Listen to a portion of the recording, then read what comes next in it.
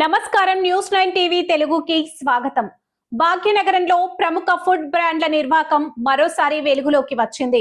Brand పేరు చూసి వెళ్తున్న వినియోగదారుల ప్రాణాలతో చెలగాటమాడుతున్నాయి సదరు సంస్థలు. తాజాగా అత్తాపూర్లోని ప్రముఖ హల్దీరామ్ స్వీట్ షాప్ పై క్రిమినల్ కేసు నమోదైంది. ఫంగస్ పట్టిన స్వీట్లను కస్టమర్లకు విక్రయిస్తూ అడ్డంగా దొరికిపోయింది యాజమాన్యం.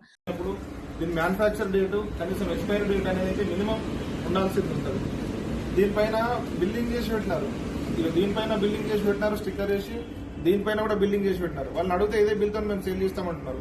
ఇక్కడ మంత్ ఉంది, ఇయర్ ఉంది, డేట్ లేదు, డేట్ మెన్షన్ అయ్యలేదు. ఇక్కడ దీనికి ఎక్స్పైరీ డేట్ లేదు, మ్యానుఫ్యాక్చర్ డేట్ లేదు.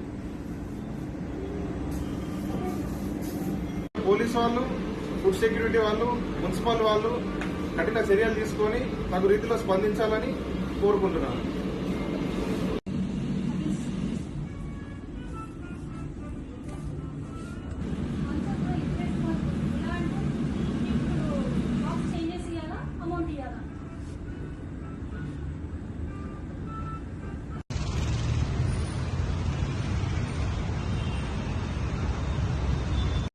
ये भी है ना, खोलो। ये भी ओपन करे तो हाँ। नहीं अभी खराब है ना, वो लेके आओ, वो भी इधर रखो। आप एम्प्लॉय हैं?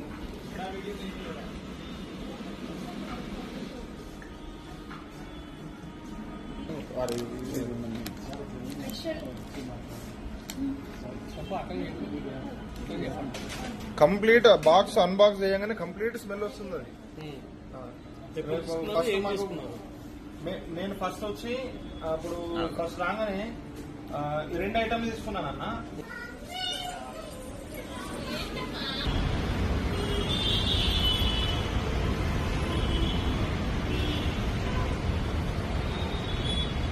అసలు ఏం జరిగిందో ఇప్పుడు చూద్దాం. నగరంలో పేరున్న స్వీట్ షాప్స్ కదా అని వెళ్లిన కస్టమర్స్ కి షాకింగ్ దృశ్యం కనిపించింది.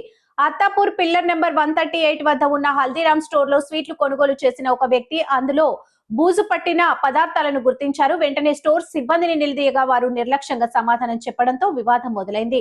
నెలల తరబడి నిల్వ ఉన్న పాత స్వీట్లను కొత్త ప్యాకింగ్ లో అమ్ముతున్నారని కస్టమర్లు ఆరోపిస్తున్నారు.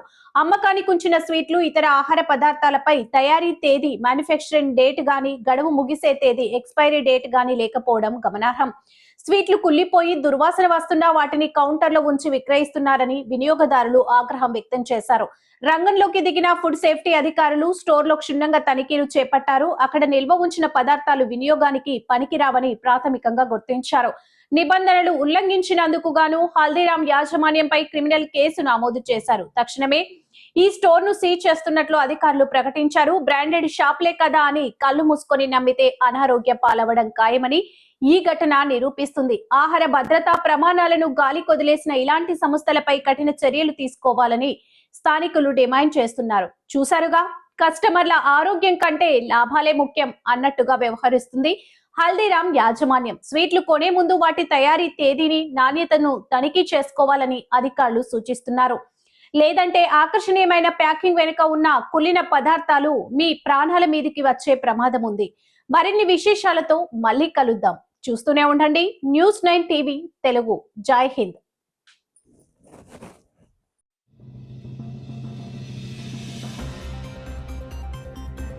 ప్రకృతి ఒడిలో కోటి లింగాల కొలువు కుంభదరి విశిష్టత.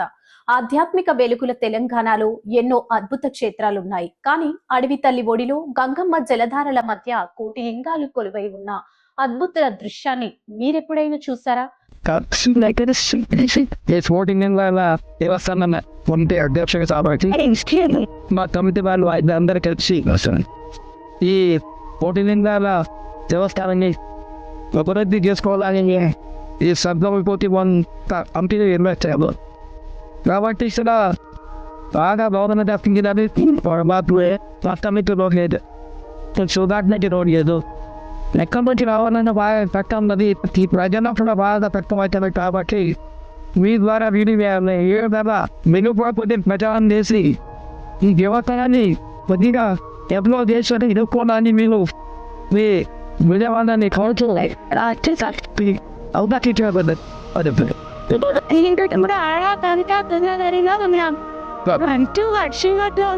Salikan, wala what he carries for your position and country. Salam. Before the lady Papa is laying up to the shot, it was first tidy, what that control, then the kind of. At the what is in there, and there's no detail the way you said, so I can get her idea that is good now. Pocket, I got up to find it. It will get it out, we went it up, and I'm distant higher. Into that it does investment money. With language that the Mayo and Intelligence are going out of truth. Yeah, then, wow, you the company you love correct. But let us talk about it. What I know that was the examples of the people over and over the control they like with the like say the by the time temporary is about the items. Yeah, on the last part there or let's a paint per. No, it's all better. Also better. Then, well, it's like some really sensibility. Wow, like the number is other than that the preserved. But I will say, video of the session that this to see what's what the by kind of it. They get one this in the Sarpan Pali. The whites will not get Sunday. Yosifan said, so, body matters.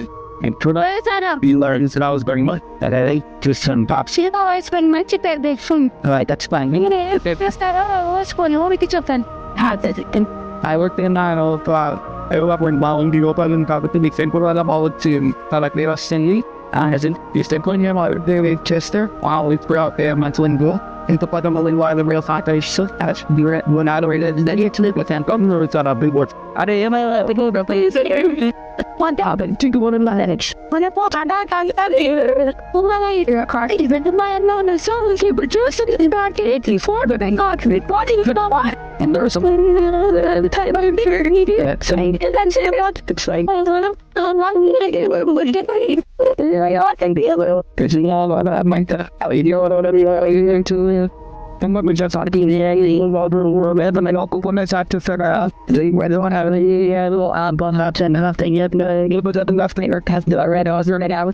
Not able to some come from my new something that was what you can over in our body. Don't let it be that we not like that with two women and until one when all to the under food there. Monthly double years. That what was having that now. We had a twin house and what's a lot was that somebody excess but one at the heart, not the and then that's the virus. Whatever you can it's putting out more than the harder and is that I go is everything true.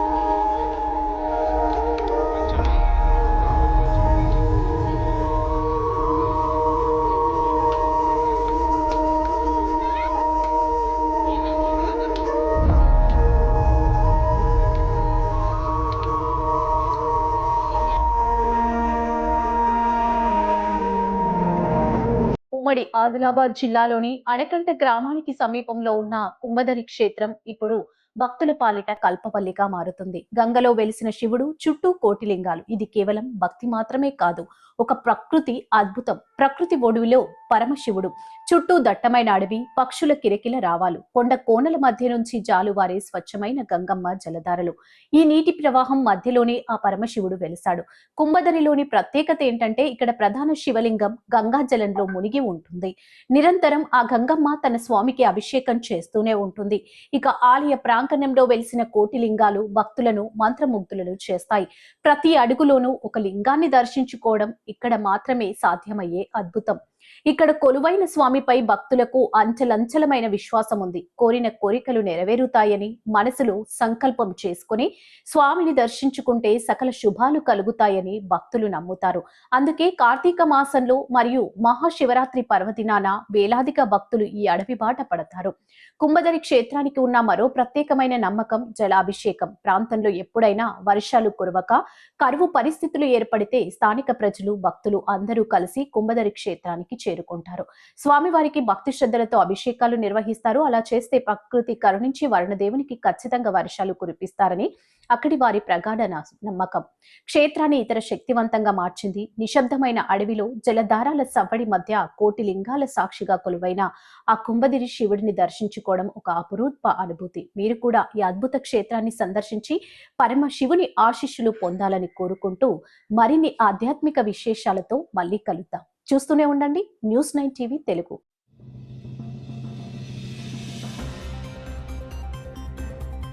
యపన్గూడ Markandeya స్వామి వైభవం భక్తికి మారుపేరు, ఆధ్యాత్మికతకు నిలయం మన ఉమ్మడి ఆదిలాబాద్ జిల్లా.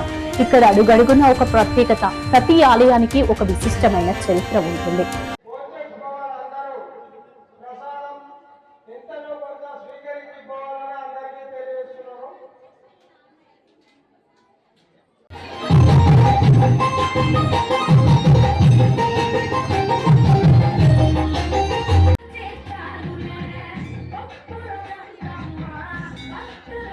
ఆదివారం రోజున ఈరోజు శివరాత్రి మహాశివరాత్రి పండుగ జరుపుకోబడుతుంది. అన్ని గ్రామాల నుంచి ఈ దగ్గర పల్లెటూళ్ళు దగ్గరి గ్రామాలు మళ్ళీ ఇతర ఆదిలాబాద్ దూరం నుంచి కూడా వస్తున్నారు. ఇక్కడ 4 సంవత్సరాల నుంచి జరుగుతున్నది. ఇంత పబ్లిక్ పెరుగుతూ ఉన్నది. ఇంతకు ముందు పబ్లిక్ ఇక్కడ తెలియదు. మళ్ళా తర్వాత ఎక్కువ ఇక్కడ రావడం జరుగుతుంది. దాంతో మళ్ళీ టీవీలో అడ్వర్టైజ్ కావడం వల్ల చుట్టుపక్కల పబ్లిక్ అంతా రావడం జరుగుతుంది. ఇక్కడ ఒక జత్ర మాదిరిగా జరగబోతుంది. ఇక్కడ అన్నప్రసాదం కూడా పెట్టబడుతుంది. అందరూ ఫోన్ చేసి యథావిధిగా ఇంటికి వాళ్ళు వెళ్ళడం జరుగుతుంది. గ్రామానికి చెందిన ప్రస్తుతం మనము మార్కండేయ స్వామి టెంపుల్లో ఉన్నాం. ఈ స్వామి చరిత్ర ఏందో తెలిసి అడుగుతుంది. ఇది ఆగిపోయింది.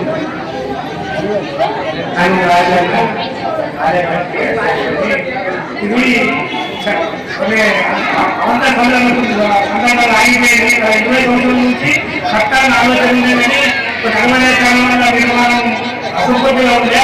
మరి దీనిని గ్రామస్తుల సహకారంతో మరి ముఖ్యంగా పద్మశాలి గ్రామ కమిటీ కుటుంబాలందరూ సహకారంతో 2023 దీనికి ప్రస్తుతం జరిగింది. అప్పటి దానికెళ్ళి గత 2024 సంవత్సరం నుంచి ఇక్కడ అంగరంగ మార్కండేయ జయంతితో పాటు శివరాత్రి మహోత్సవం జరుపుకుంటున్నాము. ఈ ఆలయానికి అభివృద్ధి చెందడానికి గ్రామాల సహకారంతో పాటు ఇతర గ్రామాల వచ్చిన భక్తులు మనకు సహకారం అందిస్తున్నారు. ఇంత పెద్ద విజయానికి అందరి సహకారంతో మేము విజయాన్ని భావిస్తున్నాము. ముఖ్యంగా ఈ ఆలయాన్ని నిర్వహించారు. ఈ నిర్వహించడానికి గ్రామాలు అన్ని కులాలకు అత్యంత పవిత్రంగా మాకు సహాయకాలు వేస్తుంది. కాబట్టి ఈ ఇంత పెద్ద విజయాన్ని మేము జరుపుకుంటున్నామని భావిస్తున్నాం. అలాంటి పుణ్యక్షేత్రాలలో ఒకటి యఫల్గూడ గ్రామంలో వెలిసిన శ్రీ మార్కండేయ స్వామి దేవాలయం. ప్రకృతి ఒడిలో ప్రశాంత వాతావరణంలో కొలువుదీరిన ఈ క్షేత్రానికి ఏళ్లనాటి చరిత్ర ఉంది. ఇక్కడ వెలిసిన మార్కండేయ స్వామి విగ్రహం మానవ నిర్మితం కాదు, స్వయంగా భూమి నుంచే ఉద్భవించిన స్వయంభూ మూర్తి అని భక్తుల ప్రగాఢ విశ్వాసం. గడిచిన ఎన్నో ఏళ్లుగా ఈ ఆలయం భక్తుల పాలిట కల్ప వృక్షంగా విరాజిల్లుతుంది. ఏ ఇతర ఆలయాల్లో లేని విధంగా ఇక్కడ మార్కండేయ స్వామి స్వయంగా వెలువడమే ఈ క్షేత్రం యొక్క అతిపెద్ద ప్రత్యేకత. ప్రతి ఏటా శివరాత్రి పర్వదినాన ఈ ఆలయం భక్తజన సంద్రమవుతుంది. ఈ బోలాశంకరుని అంశగా వెలిసిన మార్కండేయ స్వామిని దర్శించుకోవడానికి రాష్ట్ర నలుమూలల నుంచి భక్తులు తరలివస్తారు.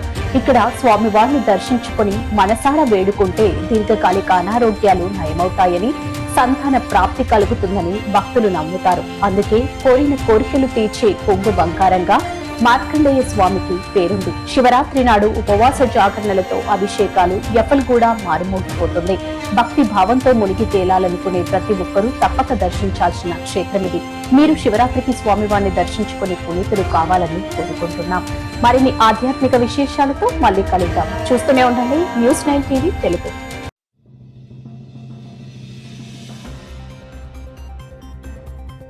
బురకా వెనుక అసలు రూపం. జగిత్యాల జిల్లా కోరుట్లలో గత రాత్రి ఒక్కసారిగా కలకలం రేగింది. రద్దీగా ఉండే బస్టాండ్ లో అందరూ ప్రయాణికులే అనుకున్నారు. కానీ ఆ నల్లటి బురకా వెనుక ఒక ప్రమాదకరమైన కోణం దాగుందని ఎవరూ ఊహించలేదు.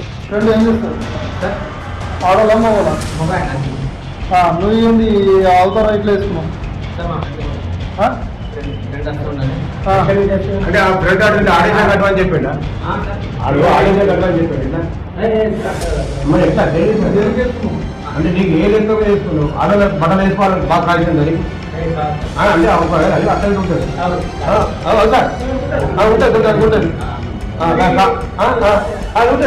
మరి అట్లా అయ్యే మాకు మరి అయినా కైకి వారా బస్ వస్తాச்சு మంచి మాటలు చెప్తున్నా బాగుంది దానా పెట్టాలని ఫ్రెండ్ సలాం కాసమే ఏ కైకే అరే ఆడల పక్కన కూర్చోడానికి ఆడల పక్కన కూర్చోడానికి ఆడల పక్కన కూర్చోడానికి అక్కడ వస్తున్నాడు నువ్వు ఈ వేసేది కట్టమంటే లేదు కరెక్ట్గా చూస్తావు ఇక కట్టేస్తున్నావు ఇంకేం కావాలి ఎక్కడ మీరు బుర్కి ఎందుకు వేసినావు ఏ ఫ్రెండ్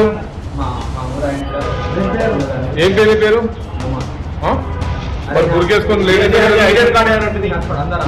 అది రాత్రి 8 గంటల సమయం.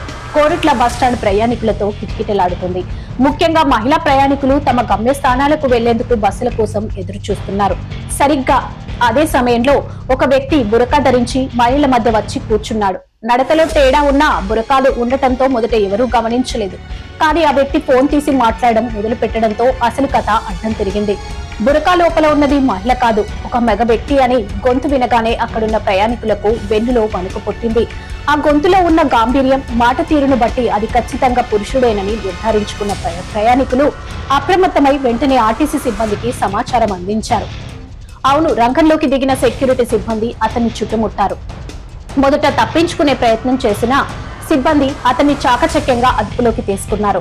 మహిళల రక్షణకు అత్యంత ప్రాధాన్యత ఇచ్చే బహిరంగ ప్రదేశాల్లో ఇలాంటి ఘటన జరగడం ఇప్పుడు తీవ్ర సంచలనంగా మారింది. ఈ ఘటన ఇప్పుడు కోరుట్లలో పెను దుమారం రేపుతుంది. అసలు ఆ వ్యక్తి బురకా ఎందుకు ధరించాడు? దొంగతనాలకు ప్లాన్ చేశాడా? మహిళలను వేధించేందుకు ఈ వేషం వేశాడా? లేక ఏదైనా సంఘ విద్రోహ చర్యకు పాల్పడాలని చూస్తున్నాడా? నల్లటి ముసుగు వేసుకుని మహిళల మధ్య కూర్చోవడం వెనుక ఉన్న కుట్రేంటి? ఇది కేవలం ఒక వ్యక్తి చేసిన పిచ్చి పనా, లేక దీని వెనుక ఏదైనా ముఠా ఉందా అనే కోణంలో పోలీసులు విచారణ వేగవంతం చేశారు. ప్రస్తుతం ఆ వ్యక్తి పోలీసుల అదుపులో ఉన్నాడు. బహిరంగ ప్రదేశాల్లో ప్రయాణికులు ఎంత అప్రమత్తంగా ఉండాలో ఈ ఘటన మరోసారి నిరూపించింది. ముఖ్యంగా రాత్రి వేళల్లో అపరిచిత వ్యక్తుల పట్ల జాగ్రత్తగా ఉండాలని పోలీసులు హెచ్చరిస్తున్నారు. ఈ వార్తకు సంబంధించిన మరిన్ని అప్డేట్స్ మా ప్రతినిధి అందిస్తారు. చూస్తూనే ఉండండి News9 టీవీ తెలుగు. జై హింద్.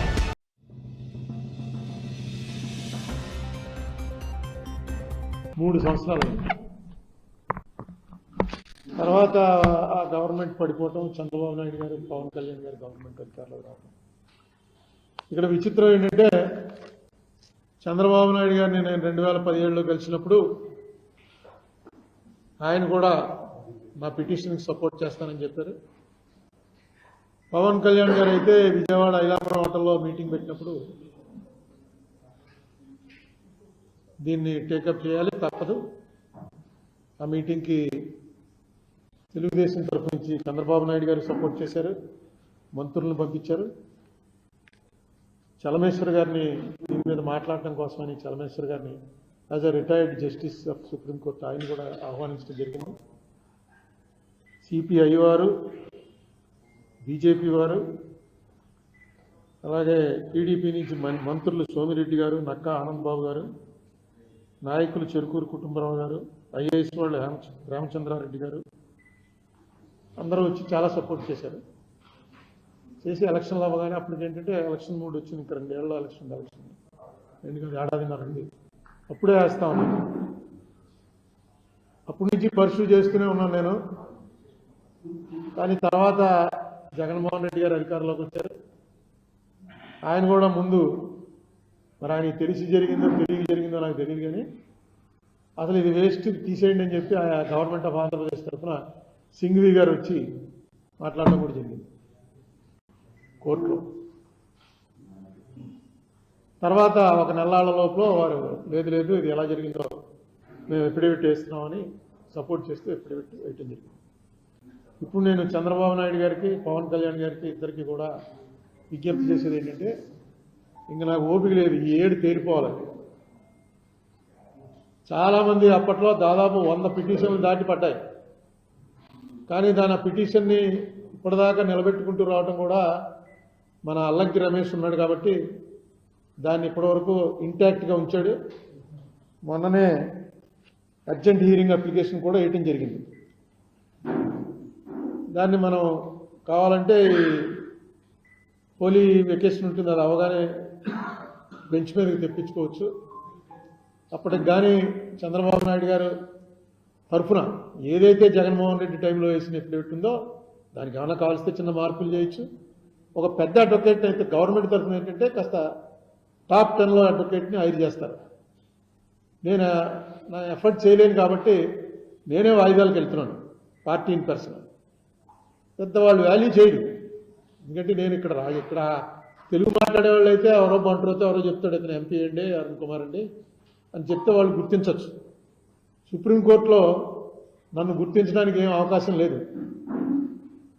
సో ఒక పెద్ద అడ్వకేట్, సీనియర్ అడ్వకేట్ వస్తే ఖచ్చితంగా టైం ఇస్తారు. ఇది సుప్రీంకోర్టు అది మంచి ఆనవాయితీయా చెడు ఆనవాయితీయా అన్న డీటెయిల్స్లో కానీ సీనియర్ని పెట్టకుండా సుప్రీంకోర్టులో వినడం చాలా అరుదుగా జరుగుతుంది. జరిగే కానీ చాలా అరుదుగా జరుగుతుంది. ఒక సీనియర్ని కనుక, ఎందుకంటే జనరల్గా ఏమనిపిస్తుందంటే గవర్నమెంట్లు 2 బాగానే ఉన్నాయి, 12 ఏళ్ళు అయిపోయింది, ఈడెవడో వచ్చి దీని మీద ఈ పిటిషన్ మీద ఇలాగ కొట్టేయలేక, ఎందుకంటే భయంకరమైనటువంటి వైలేషన్స్ ఉన్నాయి, అందుకని డిస్మిస్ అని అనలేక సరే చూద్దాం నెక్స్ట్ వాయిదా చూద్దాంలే అనేవారు. జగన్మోహన్ రెడ్డి పిటిషన్ వేసిన తర్వాత డేట్ ఇచ్చారు. డేట్ ఇచ్చి ఈ డేట్ని ఫైనలైజ్ చేసేద్దాం అనుకున్నాం. కానీ తర్వాత జగన్మోహన్ రెడ్డి వీళ్ళంతా మళ్ళీ 23 అంటే ఇంకా ఎలక్షన్ చివరిలో పడిపోయారు. దాని గురించి ఏం పెద్ద వాళ్ళు పట్టించుకోలేదు. కోర్టు వారు కూడా నేను ఒక్కడిని వెళ్తుంటే అక్కడ వెళ్ళి నిలబడతామంటే ఏంటంటే గట్టిగా రమేష్ చెప్తాడు, నువ్వే చెప్పాలి పార్టీ ఇన్ పర్సన్ కాబట్టి చెప్పు గట్టిగాను అని. ఎప్పుడైతే మనం డైరెక్ట్ వైలేషన్ అది కాన్స్టిట్యూషన్ ఆర్టికల్ 100 వైలేషన్ అని గట్టిగా చెప్తామో అప్పుడు ఇంక వాళ్ళు డిస్మిస్ అని అనలేక ఓకే ఏది గవర్నమెంట్ తరఫున ఎవరు లేరా వాయిదా ఇస్తున్నామని వాయిదా ఇస్తుంటారు. నేను రిక్వెస్ట్ చేసేది ఏంటంటే ఇద్దరు కూడా, చంద్రబాబు నాయుడు గారు, పవన్ కళ్యాణ్ గారు ఇద్దరు కూడా నాతో పర్సనల్గా ఏదైతే చెప్పారో అది నిలబెట్టుకోండి. ఎందుకంటే దీంతో కనెక్టెడ్ మ్యాటర్స్ మనకి తెలంగాణ నుంచి దాదాపు 1,50,000 కోట్ల రూపాయల విలువైనటువంటి ఏవైతే 2 రాష్ట్రాలకి కలబడినటువంటి కలిసి ఉన్నటువంటివి కమర్షియల్లో ఇవి ఉన్నాయో, ఆర్టీసీ లాంటిది, ఇలాంటి కమర్షియల్ వాటిలో దగ్గర 1,40,000 కోట్ల దగ్గర రావాలని జగన్మోహన్ రెడ్డి వేసినటువంటి పిటిషన్లు, అందులో 52% మనది జనాభా ప్రాతిపదికన, అది క్లియర్గా యాక్ట్లో ఉంది. ఇది మనం ఇప్పుడు ఎంత క్రైసిస్లో ఉన్నామో ప్రతి మీటింగ్లో చెప్పుకుంటూ ఉంటాం. మనకి ఏపీ రీఆర్గనైజేషన్ యాక్ట్లో చెప్పినవి ఇవ్వలేదు, పార్లమెంట్లో ప్రామిస్ చేసినవి ఇవ్వలేదు, బీజేపీ వారు మేము ఎక్స్టెండ్ చేస్తామని చెప్పినవి ఇవ్వలేదు. రాష్ట్రం విడిపోయాక ఇప్పటి వరకు బీజేపీ అక్కడ కేంద్రంలో పరిపాలన చేస్తుంది. 2 సార్లు చంద్రబాబు నాయుడు గారు బీజేపీతో కలిసే ఉన్నారు, పవన్ కళ్యాణ్ గారు కూడా బీజేపీతో కలిసే ఉన్నారు. మధ్యలో 5 ఏళ్ళు గ్యాప్ వచ్చినా అధికారంలో ఉన్నప్పుడల్లా వీళ్ళంతా కలిసే ఉన్నారు. సో వీళ్ళకి నేను చేసే రిక్వెస్ట్, దయచేసి పుష్కరం అయిన తర్వాత దాని మీద ఒక్కసారి దృష్టి సారించండి. నేను పవన్ కళ్యాణ్ గారికి, చంద్రబాబు నాయుడు గారికి మళ్ళీ ఇద్దరికి లెటర్స్ రాశాను, అది మీకు తెలుసు. పవన్ కళ్యాణ్ గారిని వెళ్ళి కలుద్దామనే ఉద్దేశంతో దుర్గేష్ గారితో చెప్పాను. ఈ విషయం ఏమన్నా ఆయన చేద్దామంటే మొత్తం వచ్చి పర్సనల్గా ఎక్స్ప్లెయిన్ చేస్తానని చెప్పు, ఆయన టైం తీసుకొని. దాని మీద పెద్ద ఆసక్తి చూపించలేదు. సరే నాతోటి కలవాలని కాదు, కానీ అక్కడ ఎవరినైనా ఆల్రెడీ గవర్నమెంట్ ఆఫ్ ఆంధ్రప్రదేశ్ చేసిన ఎఫిడేవిట్ ఉంది, దాన్ని సపోర్ట్ చేయట్లేదని చెప్పండి. లేకపోతే అది జగన్ వేశాడు కాబట్టి మేము సపోర్ట్ చేయమని చెప్పండి. ఎందుకంటే జగన్ చేసినవన్నీ మీరు కంటిన్యూ చేస్తున్నారు. పెన్షన్లు కానీ, ఫీజు రియంబర్స్మెంట్ కానీ, అది రోజు చెప్తున్నారు. జగన్ కన్నా బాగా ఇస్తున్నాం, జగన్ ఇచ్చింది కన్నా వాళ్ళు 3,000 ఇస్తే మేము 4,000 ఇచ్చాం, వాళ్ళు ఇన్ని కోట్లు ఇస్తే మేము ఇన్ని కోట్లు ఇచ్చాం అని అవన్నీ బాగా చెప్తున్నప్పుడు ఇది కూడా జగన్ వేసిన దాంట్లో ఇక 4 పాయింట్లు వేయలేదు, మేము ఆ 4 పాయింట్లు కూడా వేస్తున్నాం, కోర్టు తేల్చండి మాకు జరిగిన అన్యాయం విషయమే అని చెప్పి అనొచ్చు. మరి ఎందుకు అంటలేదు? మీరు అన్న నిమిషంలో నేను ఉండను. పోనీ అరుణ్ కుమార్ వేసిన పిటిషన్లో మన సపోర్ట్ చేయటం ఏంటన్నది కూడా కాదు. మీరు పిటిషన్ వేయగానే నేను మైండర్ అయిపోతాను, మీది మెయిన్ అయిపోతుంది. దయచేసి ఇది కన్సిడర్ చేయండి. 12 ఏళ్ల నుంచి అడుగుతున్నాను, 12 కాదు 10 ఏళ్ల నుంచి అడుగుతున్నాను. ఇప్పటికైనా దీన్ని జరిగి 12 ఏళ్ళు అయిపోయింది.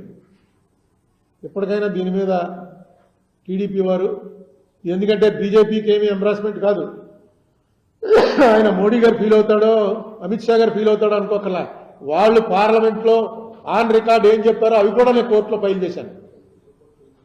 వాళ్లే చెప్పారు ఆంధ్రాకి జరిగినంత అన్యాయం ఇప్పటి వరకు పార్లమెంటరీ చరిత్రలో ఈ దేశంలో ఎప్పుడూ జరగలేదు అని మోడీ గారు అమిత్ షా ఇద్దరు చెప్పారు. ఎంపీలు బయట పట్టి కట్టేసి పట్ట తీసుకెళ్లి బయట పారేసి బిల్లు పాస్ చేసామన్నారు, అదే పద్ధతి అని వాళ్ళు అడిగారు కాంగ్రెస్ని. వాళ్ళిద్దరూ ఫుల్ సపోర్ట్లో ఉన్నారు. ఆ రోజు జరిగింది నేను చెప్పిన మాటల కన్నా పెద్ద మాటలతోటి లోక్సభలో, రాజ్యసభలో 2 సభల్లోనూ చాలా గట్టిగా చెప్పారు. నేను అవి కూడా వెంటనే తీసి కోర్టులో వేశాను. అందుకని మీరు వాళ్ళు ఏమన్నా ఫీల్ అవుతారేమో, మన రిలేషన్స్ పాడవుతాయేమో అనుకోకలా, వాళ్ళు అన్న మాటలే, వాళ్ళ అన్న మాటలను బట్టే మీరు వెళ్ళండి. కానీ దీనివల్ల ఏంటంటే అపరిష్కృతంగా ఉన్నటువంటి అనేక సమస్యలు, ఇప్పుడు మనం ఏమి ఆంధ్ర తెలంగాణ కలిపేయండి అన్నది కూడా మనం ఇన్సిస్ట్ చేయట్లే. కనీసం అందులో ఏపీ రియార్గనైజేషన్ యాక్ట్లో ఏవైతే పెట్టారో అది ఫుల్ఫిల్ చేయాల్సిన బాధ్యత కేంద్ర ప్రభుత్వం మీద ఉంది. పార్లమెంట్లో క్వశ్చన్కి ఆన్సరే చెప్పేశాడు, మాకేం లేదండి మధ్యవర్తిత్వం, మేము మిమ్మల్ని అడగగలం తప్ప ఇది చెయ్యాలి అని మేము అనలేమని. అంటే ఈ యాక్ట్ ఇంప్లిమెంట్ చేసే పవరు కేంద్రానికి ఉందా, రాష్ట్రాలకు ఉందా? పార్లమెంట్లో చేసిన యాక్ట్. ఇటీవల ఏదో డీలిమిటేషన్ మీద సబ్జెక్ట్ వస్తే ఆ సబ్జెక్ట్లో కూడా కేంద్ర ప్రభుత్వం, మన సుప్రీంకోర్టు వారు క్లియర్గా చెప్పారు. ఏమనంటే నిజమే, ఇన్నేళ్ళు అయిపోయింది, వాళ్ళ కోరికలు ఏం తీరట్లేదు, వీళ్ళు కోర్టుకు రావడం సమంజసమే, కానీ కాశ్మీర్తో దీన్ని పోల్చడం కరెక్ట్ కాదు. కాశ్మీర్లో డీలిమిటేషన్ ఎలా చేస్తున్నారండి, ఆంధ్ర తెలంగాణలో ఎందుకు చేయట్లేదు? ఆంధ్ర తెలంగాణలో చేయాలని డైరెక్ట్గా యాక్ట్లోనే పెట్టారు సెక్షన్ 26లో. మాకు చేయకుండా కాశ్మీర్కి ఒక్కదానికి ఎలా చేస్తున్నారని అడిగినప్పుడు కేంద్రం వారి సింపతి డైరెక్ట్గా అన్నారు, మీ సెంటిమెంట్ మాకు అర్థమైంది, మీ సెంటిమెంట్ అని తప్పు అని కూడా మేము అనలేము, కానీ కాశ్మీర్ వేరు, ఆంధ్ర వేరు, తెలంగాణ వేరు. ఎందుకంటే కాశ్మీర్ వాళ్ళు కోర్టుకి వెళ్ళి బోల్డ్ ఫైట్ చేశారు, మన వాళ్ళు ఎవడు వెళ్ళాడు? నేను ఎక్కడ సరిపోతాను? దయచేసి ఒక్కసారి కోర్టులో పెద్ద ప్లేడని ఎవడన్నా కన్సల్ట్ చేసినట్లండి ఈ రాష్ట్రానికి మహోపకారం చేసిన వాళ్ళు అవుతారు. ఏదో నాకు అర్థం కాదు ఎందుకు మిమ్మల్ని ఇంతకుముందు ఒప్పుకున్నది. పోనీ ఇంతకుముందు అయితే కొంతమంది కొన్ని పార్టీల వాళ్ళు చెప్పారు నాకు, ఎందుకే అయిపోయింది వదిలే అయితే ఆ పార్టీలు ఎప్పుడు అధికారంలోకి రాలా. మీరు అధికారంలోకి రాకముందు, అధికారంలో ఉన్నప్పుడే చంద్రబాబు నాయుడు గారు అధికారంలో ఉన్నప్పుడే చెప్పాడు నోనో దీన్ని వదిలే సమస్య లేదని.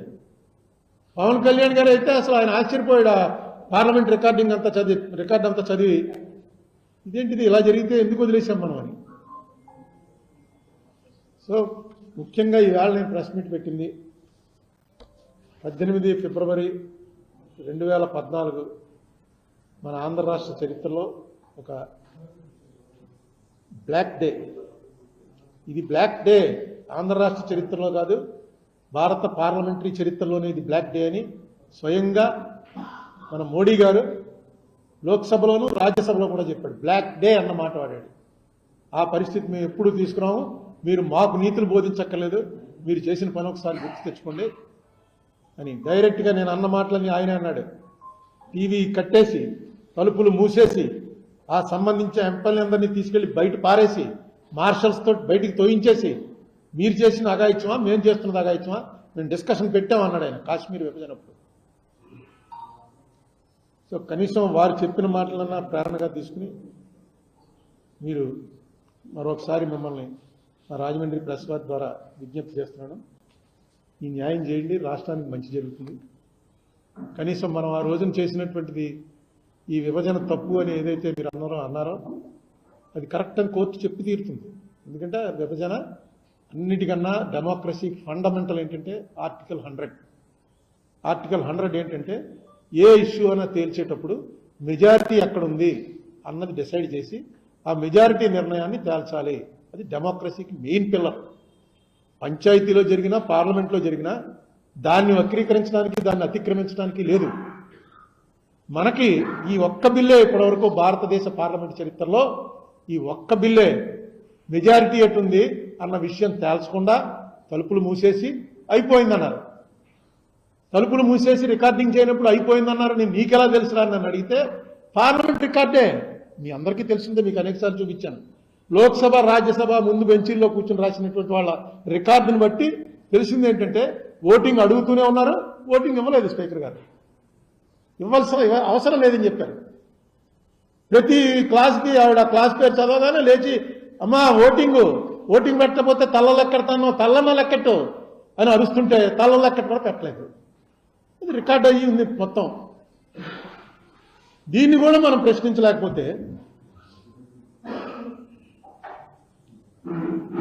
అది దీని మీద మీరు కూడా కొంచెం ఇంపార్టెన్స్ ఇచ్చి దీంట్లో పార్టేక్ చేయండి మీడియా.